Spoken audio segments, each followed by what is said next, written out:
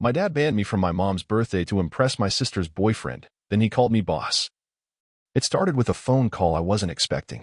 I was in my apartment in downtown Chicago, sipping cold coffee and cleaning up after a long work call, when my phone buzzed. Dad. It had been months since we'd talked. The last time was short, surface level, one of those just checking in kind of calls that left more unsaid than said. But now, out of the blue, he was calling me 2 weeks before Mom's 60th birthday. I answered, cautiously. Hey, Dad. Rachel, he said, his voice tighter than usual. Listen, I wanted to talk to you about your mom's birthday dinner. Okay, he paused, like he was stalling for time. Then let it drop, flat and firm. I think it's better if you don't come. Silence. I blinked. What? I know it sounds harsh, he said quickly. But it's a small thing. Just family. Really close circle. I am family, I said, stunned. What the hell are you talking about? Dad sighed. It's complicated. Look, Samantha's bringing Derek. And just like that, it clicked. Before we go further, don't forget to like this story, hit subscribe, and tap the bell so you don't miss what happens next. Derek Lawson. My sister Samantha's boyfriend. The new golden boy in the family, charming, successful, full of Southern manners and polite charm. He'd only been around a few months, but somehow he was already being treated like the second coming of royalty. Meanwhile, I was the forgotten daughter, the one who moved away, built a career in biotech, bought her own condo, and sent checks home when they needed help with hospital bills or mortgage refinancing. But suddenly, I was the outsider. Dad, I said slowly, what does Derek have to do with me being there? More hesitation. Then, it just seems like the focus should be on your mom. No tension. You and Samantha haven't exactly been getting along. You're intense, and he's new to all this. We don't want to make him uncomfortable. Uncomfortable. Uncomfortable. I felt something snap inside me. Are you telling me you're cutting me out of Mom's birthday dinner because I make your guest uncomfortable?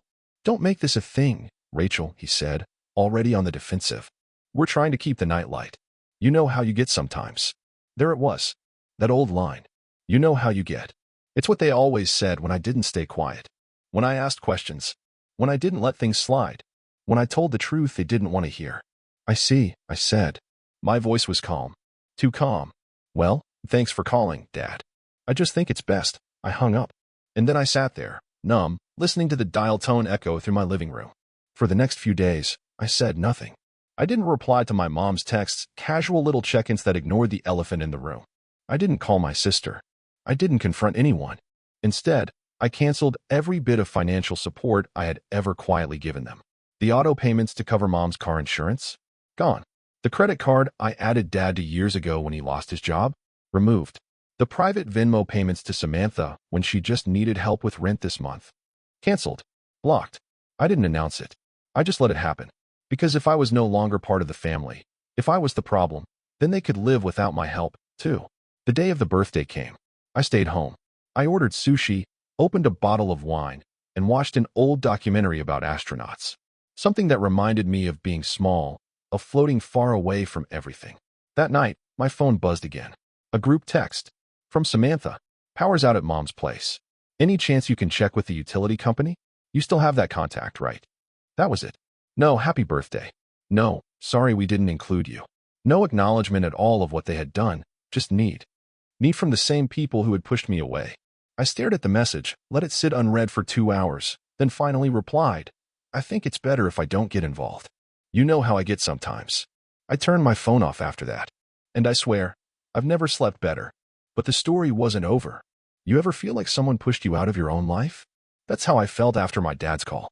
It wasn't just being uninvited from my mom's 60th. It was the realization that they didn't even see it as wrong. That they truly believed cutting me out was just a necessary move for the sake of keeping the peace. But the thing is, there was no war. I didn't fight. I didn't shout. I didn't confront them or cause a scene. I just didn't disappear. That's what bothered them. That I stood tall. That I succeeded. That I didn't shrink myself down to fit their picture-perfect, Sunday Smiles version of family. And now, after the birthday came and went without me, and the text stopped because they realized I wouldn't play the fixer anymore, I finally understood what kind of role I'd always played. I wasn't the daughter. I was the service provider. The behind-the-scenes problem solver. The quiet ATM. The one who made the family look better just by existing, successful, educated, well-spoken, but who was never quite invited to belong in the same way. Especially once Derek showed up. I'd only heard about him in vague, polished phrases. Oh, he's a rising star. Finance background. Texas guy. Super polite. Just fits right in, you know? Yeah, I knew exactly what that meant. He was easy to like, easy to agree with, easy to lift up as an example of what a good partner looks like. Meanwhile, I was too intense, too direct, too much. When I asked questions, it was picking fights. When I made suggestions, I was controlling. When I set boundaries, I was cold. Derek didn't have to be better than me. He just had to be simpler. A week after the birthday, I was back at work, immersed in a rollout project for one of our biotech drug platforms. We were prepping for an FDA audit, and the hours were brutal 10-hour days, 6 days a week. And honestly, I didn't mind. Work made sense. There were rules, expectations, clear consequences. Unlike my family, the people here didn't smile to your face while stabbing you in the back with whispers about how dramatic you were. At North Point GTech, I had earned everything I had. Director of Biotech Strategy, team of 42, $100 million in departmental budgets. A seat at the table. When I spoke, people took notes. When I pushed back, executives listened. But even then, there was this nagging ache I couldn't fully shake, that stupid, quiet question that crept in at night when I was brushing my teeth or laying in bed. Why wasn't I good enough for them? I didn't expect the answer to walk into my office in a $600 suit. When Derek Lawson was introduced to the Chicago leadership team that Monday, something in my gut clenched before I even saw him. There had been whispers about a new finance transfer from Dallas, someone well-liked, someone fast-tracked for senior integration work. What I hadn't expected was to see him. Samantha's boyfriend. The man my family reshuffled their lives to accommodate, the same one they protected at my expense. I was standing near the glass boardroom, reviewing a multi-departmental timeline, when our VP walked over with him in tow. "Rachel, this is Derek Lawson, our new finance director for the Dallas division," he said. "He'll be on all your high-level Randy project reviews, especially around budgeting compliance. Thought I'd introduce you too early." I turned slowly. Derek smiled. It took him half a second to realize who I was. And in that half second, I saw it all. The flicker of panic, the surprise, the oh-no moment that he tried to swallow with a cool nod. He extended his hand. "Rachel, pleasure to meet you." My grip was firm. "Welcome to Chicago," I said, expression unreadable. "Hope you're up to speed. We move fast here." He laughed lightly. "I'll keep up." I nodded once. "We'll see." The moment he walked away, I knew the game had changed. Because now, I wasn't the outsider. He was. He was in my world now. My team. My meetings. My timelines. My expectations. And as much as I wanted to confront him, ask him what Samantha had told him about me, ask him if he knew the part he played in cutting me off from my own family, I didn't. Because I didn't need to. His presence was enough. He thought I was gone. Replaced. Made irrelevant. And now he had to look me in the eye, every single day, knowing that I was the person whose seat he could never take. That week, he tried to bridge the gap. Little comments in meetings. Forced small talk in the elevator. Questions about company culture that felt a little too rehearsed. I didn't bite. I kept it professional. Polished. Distant. Because I wanted him to wonder, to stew in it. Did Samantha know he worked for me now? Had he told her? Had he told my parents? Was he starting to realize that maybe, just maybe, they had underestimated the daughter they left off the guest list? The real moment of reckoning was coming. I could feel it. Because eventually, Derek was going to slip. Someone would say something. A connection would be made in a meeting. And then the truth would explode. And this time, I wasn't going to stop it. I wasn't going to protect them. I wasn't going to soften the blow. He was trying so hard not to screw up. I could see it in every stiff movement Derek made during our weekly budget sync. His voice was steady, his reports accurate, but his hands kept clenching just a little too tight around his pen. His eyes never met mine for long. We were 3 weeks into his new role, and the cracks were starting to show. He wasn't used to being the one watched. He was used to being praised, adored, accommodated, especially by my family. He probably walked into North Point thinking this job would be a seamless move upward. A strategic leap. What he hadn't planned for was reporting to the woman his girlfriend's family had disinvited from a birthday dinner just to make him feel more comfortable. The irony would have been funny if it didn't hit so deep. I kept things professional. I didn't tell anyone about the connection. Not HR, not leadership, not even the team leads under me. It wasn't because I was protecting him, far from it. I wanted him to carry that discomfort. I wanted him to sit in meetings, unsure of what I might say. To write emails, wondering if I'd reveal who he really was. To check over his work twice because he knew the woman he replaced at the dinner table could now make or break his quarterly reviews. I let silence be my revenge. But Derek was unraveling fast. The tension reached a boiling point during our department integration summit, one of our biggest internal meetings of the quarter. Every division lead was present, plus a handful of corporate officers tuning in via Zoom. I opened the meeting with a rundown of our strategic targets. My voice was calm, clipped, focused. I glanced across the table, saw Derek scanning his notes, and nodded for him to begin the financial segment. He launched into his presentation, a well-designed deck with performance projections, investment metrics, and resource breakdowns. And then he hesitated. Slide 8. And Randy allocation column was off. I knew it. He knew it. Everyone in the room noticed the pause. He tried to correct it verbally, but his voice caught slightly, the first visible sign of stress I'd seen in weeks. Those totals, reflect the updated allocations for Q3 and Q4, he said, with the adjusted scope for the integrated gene trial under Rachel's oversight. I raised a brow but didn't say anything yet. Someone asked, "Can you confirm that line item for the revised projection?" Derek glanced at me. I waited. He cleared his throat. Yes. I, spoke with Rachel's team last week. Her budget model was spot on. We'll be aligning our reports going forward, right, boss? He didn't even realize he said it. Boss. Just like that. You could feel the entire room shift. People looked up.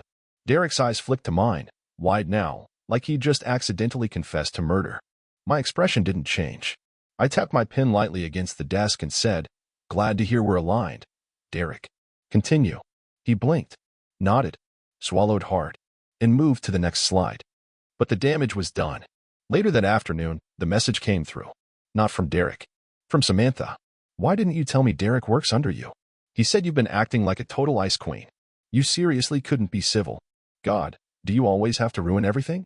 I stared at my phone, stunned not by her outrage, but by the fact that even now, she was trying to make this my fault. I never said a word. I didn't humiliate him. I didn't out him. I didn't even bring up the birthday. And yet, I was the villain again. I didn't reply. Instead, I opened my work laptop, pulled up the org chart, and sent a quick update request to HR to reflect some new reporting shifts that put Derek on a more independent compliance track, one that still fell under my oversight, but with fewer meetings. It was a clean move, not retaliation, just business, and it sent a message. But the real moment came that Sunday. My mom FaceTimed me. She never calls me first, not since the birthday fallout. So when her name popped up on my screen, I hesitated. Then I answered. Her face filled the screen. No makeup, tired eyes. She looked older than I remembered. "Hi, honey," she said quietly. "Hi, Mom." She exhaled through her nose. I heard from Samantha. "About Derek." "Yeah," I said. "He's here. Works on my team." "You didn't say anything." "No one told me he was the reason I wasn't invited to your birthday." She flinched, just slightly, but didn't deny it. "I didn't want things to be awkward." "They already were," I said. "You just didn't want me around." She went quiet. Then she whispered, "Is he doing okay? At work, I mean." And I had to laugh, bitter and soft. "You want me to take care of him now, too?" "No," she said quickly. "No, I guess I didn't realize." "What, Mom?" "That you were so important there. I didn't know you were that high up." I shook my head. "You didn't want to know." She nodded. Her lip trembled, but no tears came. And that's when I realized something. This wasn't an apology. This wasn't guilt. This was fear. Because for the first time, she saw the full picture. I wasn't the difficult daughter. I was the one who kept things running quietly, efficiently, alone. And they pushed me out anyway. That night, I got one more message from Derek. "I'm sorry." Just that. No explanation. No excuses. I left it unread. Because it was never just about him. It was about a family that made me feel like I didn't matter. Until they realized I was the one holding the pieces all along. It's funny how silence can speak louder than rage. In another life, a younger, more naive version of myself, I would have confronted them all. My father, Samantha, my mother. I would have demanded apologies. Raised my voice. Pointed out every hypocrisy, every betrayal, every time they treated me like I was a burden for simply being right. But now? Now I understood that nothing would make them understand quite like watching me say nothing at all. Because silence makes people fill in the blanks. And when you've spent your life avoiding accountability, silence feels like punishment. After Derek's accidental boss comment in the meeting, it was only a matter of time before the rest of the truth unraveled. His expression when it slipped said it all. And when word quietly spread through the office that Rachel Morgan was that Rachel, Samantha's sister, the one his girlfriend's family had cut off, things got awkward. Not for me. For him. He started walking more cautiously around the building. Avoided eye contact. Started sending me emails instead of speaking to me directly, even when I sat 2 floors up. He showed up early to meetings, left right after. And I kept doing what I did best, leading, building, delivering results, letting my presence speak for itself. Then came the video call. North Point hosted a quarterly all-division town hall on Zoom, mandatory attendance, camera on. Executives, senior team leads, and every cross-state department connected in. Derek was there. I was one of the featured presenters. Our VP introduced me like always. One of our top-performing strategic directors, Rachel Morgan, will now walk us through projected ROI for our Phase 4 expansion. I gave my presentation, clear and steady. No mention of family. No mention of drama. But as I wrapped up and signed off with a simple, "Thanks everyone, happy to answer questions via email," I caught Derek's video square. His camera was frozen for a second, then flicked off. 15 minutes later, my phone buzzed again. "Samantha, you humiliated him." Then, on a company-wide Zoom? "And finally, this is why you weren't invited. You always need to be the center of everything." I stared at the screen, stunned. Because I hadn't even acknowledged Derek on the call. Hadn't looked at him. Hadn't mentioned his name. I did my job flawlessly, like always. And that alone was enough to make them feel threatened. Later that week, Mom called again. This time, there was no small talk. She started with, "Rachel, your father's upset." I laughed bitterly. "About what?" "You. The Zoom. What it looked like. What people might say." "What people might say?" I repeated. "You mean now that someone saw me succeed where your favorite son-in-law crumbled? That's not fair. Neither was banning me from your birthday." She went quiet. And then, almost pleading, she said, "Can't you just let this go? Don't hold it against him." That's when I realized she still didn't get it. It was never about Derek. It was about the fact that when my family had to choose between me and someone shiny, someone easy, someone new, they chose him. And they only remembered me when the lights went out. But I didn't scream that into the phone. I just said, "I'm done giving to people who only see me when they need something." Then I hung up. And for the first time in years, I didn't feel guilty about it. In the weeks that followed, Derek kept his distance. Samantha stopped texting altogether. Dad tried to talk business, thinly veiled fishing expeditions to see how long Derek would last under my supervision. I gave him nothing. I didn't sabotage Derek. I didn't retaliate. I didn't whisper in meetings or file complaints or go after his position. I just existed and let the silence eat away at them. Because that's the thing about power, real power. It doesn't have to announce itself. It just waits and lets the truth settle like dust no one can sweep away. And then, they came knocking. They didn't come to apologize. They came with a proposal. It was a Saturday afternoon. I just finished meal prepping and was halfway through folding laundry when the doorbell rang. I wasn't expecting anyone. Ethan, my neighbor, was out of town, and I hadn't had a single social plan on the calendar for the weekend. When I opened the door, I wasn't surprised to see them. My parents, Tom and Ellen Morgan. Tired eyes, weathered smiles, dressed too formally for a casual visit. The last time they stood on my doorstep was never. Not here. Not since I moved to Chicago. Every time they came to the city, they visited Samantha, not me. I didn't say anything. Just looked at them. Mom cleared her throat. "Hi, honey. Can we come in for a minute?" I stared at them a moment longer, then stepped aside. The apartment was clean, organized, minimalist. Every part of it had been earned with my own hands, my own hours, my own strategy. I offered no drinks. No small talk. They sat on the edge of my couch like they were visiting a stranger. Dad was the first to speak. We came to talk. About the family. That word, family, had become a foreign language. It meant something to them. Something that only applied when I was quiet, useful, convenient. When I spoke up or pulled away, I stopped qualifying. "I think I've made my stance clear," I said. He nodded. "We know. But things have changed." "Like what?" Mom looked at Dad. He took a deep breath. "Derek's been offered a position at a different firm. Out of state. He's taking it." I didn't respond. "We're worried about Samantha," Mom added softly. "She's been spiraling. She doesn't want to admit it, but she's embarrassed. Hurt. And you want me to, what? Comfort her." They shifted again, the tension rising. Dad leaned forward. "We want you to help. Not with Samantha directly. With things back home." "What things?" "Finances," he said, finally. "Your mother and I, we're not in a great spot. The house is costing more than we expected. Medical bills. And now with everything happening with Derek, you want money." There it was. The truth. They didn't come for closure. Or healing. They came because the cash dried up. The quiet stream of help I used to offer. The credit card, the Venmo transfers, the holiday bailouts. All gone. And now the structure was collapsing. They hadn't come to repair a relationship. They'd come to renegotiate the terms. You cut me out of Mom's birthday, I said quietly. For Derek. You made it clear I wasn't part of this family anymore. Dad rubbed his face. Rachel, that wasn't about you. It was a complicated situation. Complicated, I echoed. That's what you call telling your daughter not to show up to her mother's 60th birthday because you didn't want to upset your other daughter's boyfriend. Silence. Would you have cut Samantha out like that? More silence. Didn't think so. Mom looked at me, her voice strained. We just want to move forward. Rebuild. Without accountability? I asked. Without even saying sorry. Dad shifted. We're not here to grovel. No, I said, standing. You're here to beg. There's a difference. I walked to the dining table, pulled a folder from the drawer, and returned to them. I placed it on the coffee table between us. What's this? Mom asked. Terms, I said. A family support contract. If you want help, real help, it comes with structure. Boundaries. I've outlined what I'm willing to contribute, under what conditions, and what I expect in return.